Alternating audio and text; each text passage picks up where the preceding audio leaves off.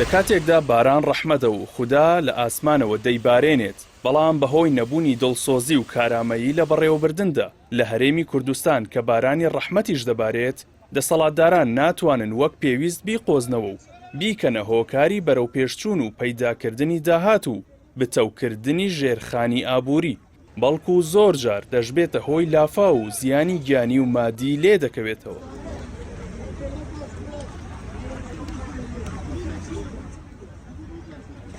ساڵانە بارانێکی زۆر لە هەرێمی کوردستان دادەبارێت، بەڵام وەک ئەوەی خوێن بێ و لە جەستەی بریندار بڕوات، زۆر ئاسان ئاوی لافا و بەرەو ناوەڕاست و خواروی عێراق دەڕوات.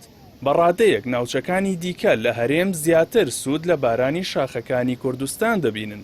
بەفیڕۆچوونی سامانی گەورەی بەفر و باران و سوود لێ نەبینینیان بەڕادەیەک وەک شارەزایان دەڵێن، ئەگەر جوگرافیای هەرێم لەلایەن سیستمێکی دادگەر و شارەزاوە بەڕێوە ببرایە، ئەوە ئەم ڕەحمەتەی دەکردە مایەی ئاسوودەیی هاوڵاتیان و بوژانەوەی ژێرخانی ئابووری. لەو ڕێگەیەشەوە پێگەی قەوارەکەی پێ بەهێز دەکرد. بەڵام ئەوەی خەڵکی کوردستان بەهۆی بێباکی و نەشارەزایی دەسەڵاتدارانەوە لە ڕەحمەتی باران پێیان دەگات، تەنیا زیان و ئازار و خەم و تەڕبوونە.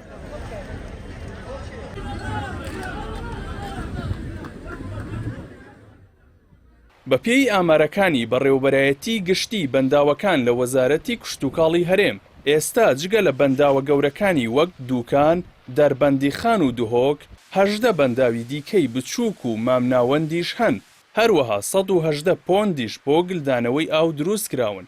بەڵام بە پێی بەدواداچوونەکانی پەیام، نزیکەی 250 شوێن لە هەرێمی کوردستان بۆ دروستکردنی بەندا و گونجاون و بەشێکیان دەتوانرێت پرۆژەی ستراتیژیان تێدا بنیاد بنرێت، بەڵام کاریان بۆ نەکراوە.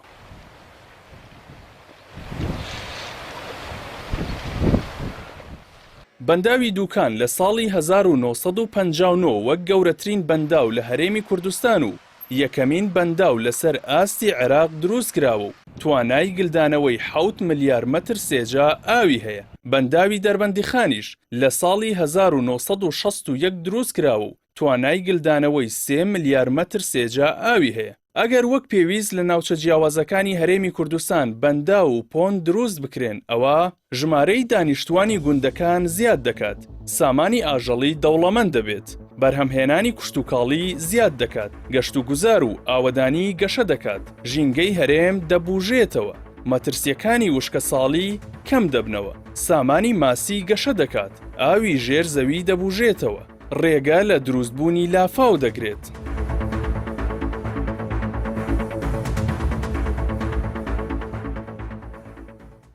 سەرەڕای ئەم سوودانە، بەڵام دوای 33 ساڵ لە حکومڕانی دەسەڵاتی کوردی تا ئێستا نەژمارەی بەنداوەکان و نەکوالێتی و چۆنیەتیشیان لە ئاستی پێویستدا نین.